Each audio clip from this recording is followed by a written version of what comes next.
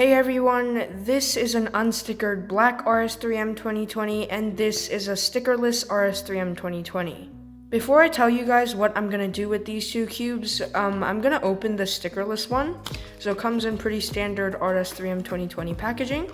Comes with a stand and an accessory box and the cube. So let's open it up.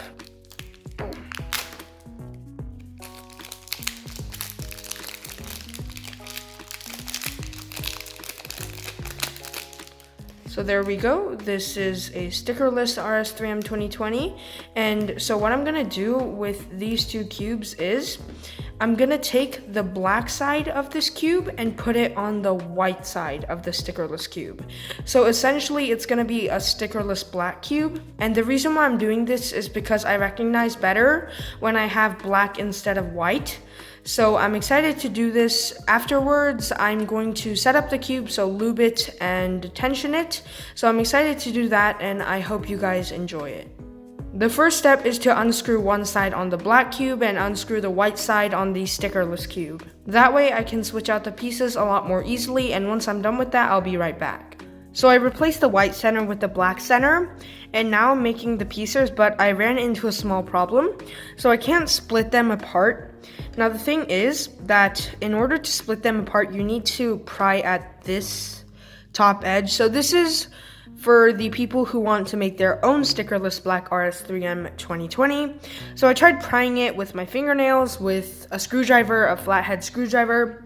But what I recommend is using this. Now just do it a little bit, just this much, and cut the edge apart and put the black part and replace it with the white part and then assemble those pieces into the cube. That's how I did it, and I feel like this is the best way of doing it, as the knife is quite thin so it can fit between these pieces. So yeah, that's how I did it. So these pieces look amazing. So instead of white, I replaced them with black. And as you can see, I think black mixes in with these colors a little bit better than white. That could just be a personal opinion, but these look really, really good. So I'm not gonna assemble the cube quite yet, and that's because I need to lube the core.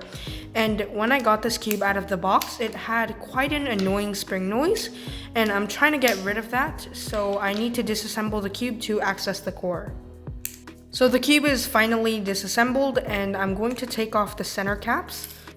So to eliminate spring noise, I'm gonna use kind of a thicker silicone lube. This is weight 6 from Speed Cube Shop, and I'm going to apply it right here. So this is right where the spring is. And okay, I'll show it up close to the camera. So right here and under the screw, and then that should prevent the spring noise that's really annoying.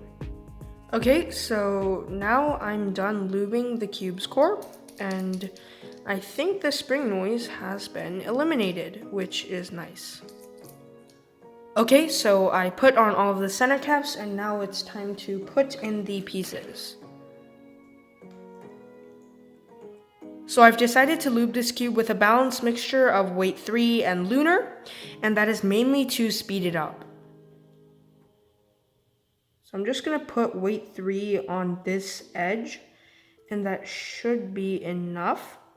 And then I'm going to apply the lunar, then I'm going to try different spring compressions to see if I can find one that I like. So just get it on these tracks. And the reason why I'm not putting it towards the outside is because, so if you put silicone lubes towards the outside, it makes the cube very slow. So you need to put them on the tracks if you would like to speed it up, and I'm looking to speed this cube up. So that's why I'm not putting it towards the outside and I'm only putting it on the tracks. So this looks like enough lube, if I can get it to focus. Okay, there. So it's pretty shiny, which indicates that I lubed it with quite a bit of lube, and now let's work it in. So this cube has gotten a lot better just by adding weight 3 on one track, which is quite impressive. So I'm going to add the lunar lube that I said I would add. So on the bottle it says 4 drops, but because this is a new cube, I am going to add 6 drops.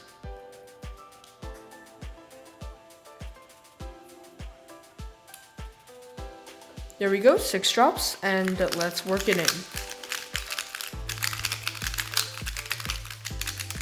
So this cube is getting a lot faster, and it's kind of uncontrollable, but I'm going to try fixing that by messing with the spring compression. Okay, so I have taken off all of the center caps, and usually on my personal RS3M 2020, the one without the black side that I've been using for quite a while, I've been using the spring compression in the middle, which is setting 4. But the thing is, that cube has been lubed with angstrom lubes, which means it has a lot of resistance when turning, so a lower spring compression would make sense. But because I lubed this with weight 3 and lunar, which are both relatively fast lubes, I think I should use a higher setting. So I'm just going to see. So 1, 2, 3, 4. This is the setting I usually use. Let's just try 3 clicks from the setting that I use. So this is gonna be the second highest setting. So let's do that on every side. So I'll put the center cap on and let's see if that made a difference. Yep, definitely did. It feels a bit more stable. Still has that fast aspect from the lunar loop, but I'm really enjoying this. So I'll do some solves and I'll see what I think. So I've done about 50 solves on the cube, and I added 4 drops of Martian lube as it was kind of too fast, and I wanted to slow it down and also make it a little smoother. And I can say that this is my new main 3x3. So I used this regular RS3M before, and as you can see, it's really slow. And that's not because I over lubed it, that's because I didn't clean it out for so long, so it's like really dirty, as you can see. So because the stickerless black one is already feeling so much better and I can recognize on it a lot better, I'm already breaking lots of PBs on this, so it's definitely my new main. So I'd recommend trying to make a stickerless black RS3M 2020 for people who have a hard time recognizing with white and also want a cube that's really good, like despite the colors. Thanks for watching, and I'll see you all next time.